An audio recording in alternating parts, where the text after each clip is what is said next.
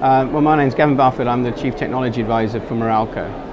So previous to that, I was also involved as a consultant designing the Philippines market, the Western, and also the Singapore market, national energy market of Singapore. And then I joined Meralco about 18 months ago in order to really help advise on this technology revolution, I guess, that we're going through as a distribution utility.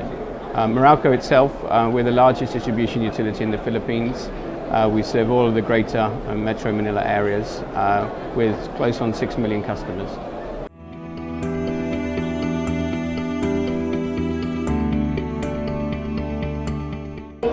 I mean, Meralco is a 113 years old company, and I guess the way that we've done things has changed over the years, of course, but the essence has been the same.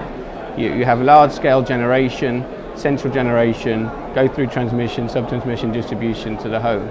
But new technology advances like solar and battery has changed that whole model and fundamentally changed the way that the business or the industry works.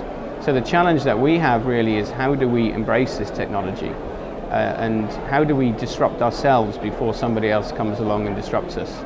So solar and batteries and all these other digital pervasive technologies have a big impact on us as a company. But what we're really realizing is that you need to embrace this, we need to find out what our customers want, we need to remain relevant with our customers, and we need to offer new products and services that keep up to date with technology innovations.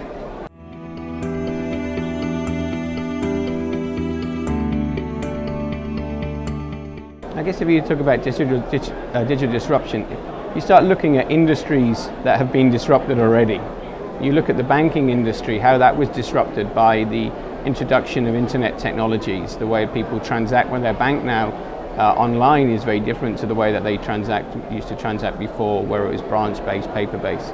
You look at the taxi industry, Uber has changed that game.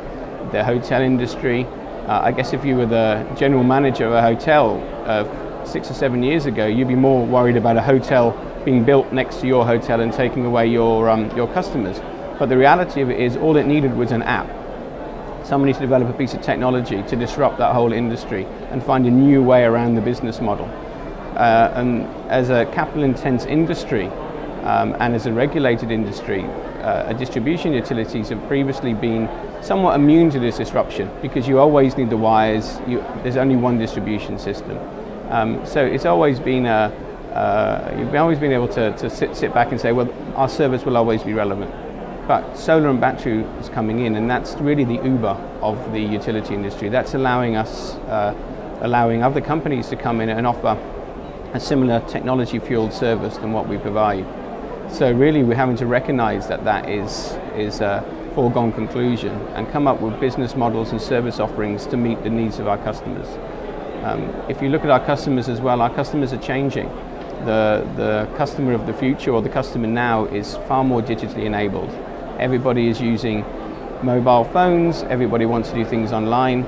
So I guess our customers are saying, how come we can order a book from one side of the world and it appears in a couple of days, or I can order a car to arrive in 2 minutes on my app, yet I still have these traditional ways of interacting with my retailer or my distribution utility through paper-based bills, through business centres, through payment centres. So we're now starting to really look at how we can respond to the needs of this new generation of digital customers through social media, more mobility tools and such like.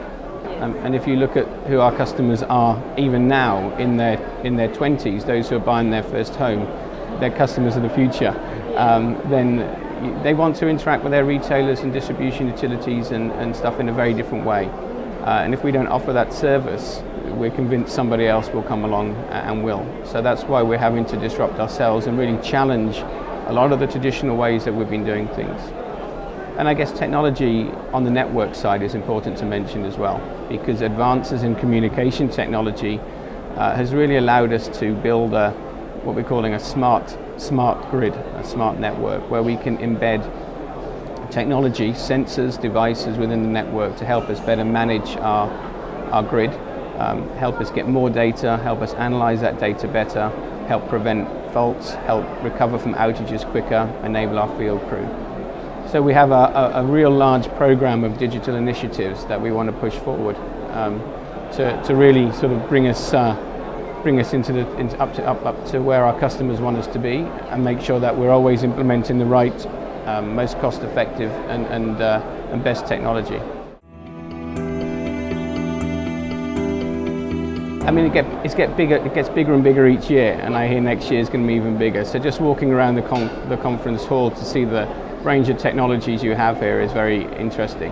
It was great this morning to be here to hear directly from the congressman, from the Senate, and from the Energy Regulatory Commission on their plans. And you know, it's very rare that you get the opportunity to listen firsthand to such distinguished speakers consecutively. So it's been a very good morning.